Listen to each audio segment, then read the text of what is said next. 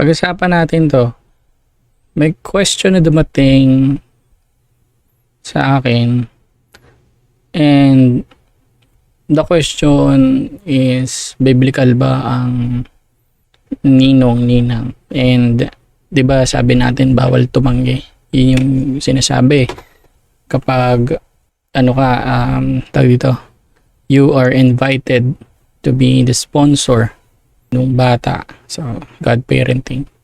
Now, hanapin natin ang magkakasama. As always, we use God questions. Anong tawag dito? Pero may search na ako dito dati. Godparent. Meron na. Right? Chosen by the parents, biblical godparenting, baptism. So, yun, ginagamit baptism, christening, ceremony, some Christian denominations. Is not okay. First point, the term, laki natin. Ayan, para kita natin. Meron dito na tayong first point is the term godparenting or godparents is not addressed in scripture. So that's one. Godparenting is entirely a tradition. Okay, wala, it's neither condemned or condoned in scripture. So wala namang problema.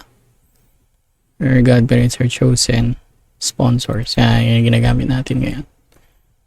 Therefore, godparenting is not biblical in agreement with baptism rite for believers. Well, it's not biblical. So, it's more likely part of tradition. And godparenting is based on how it should be.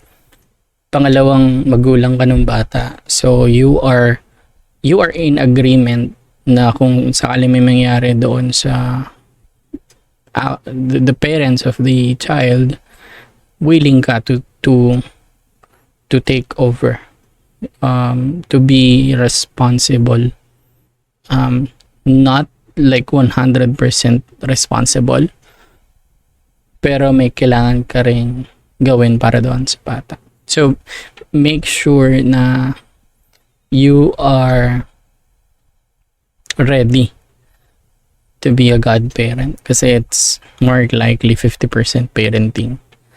Syempre, kung paano kung may anak ka na din ngayon. So, you really have to consider. That's the real parenting. So, that's the real godparenting.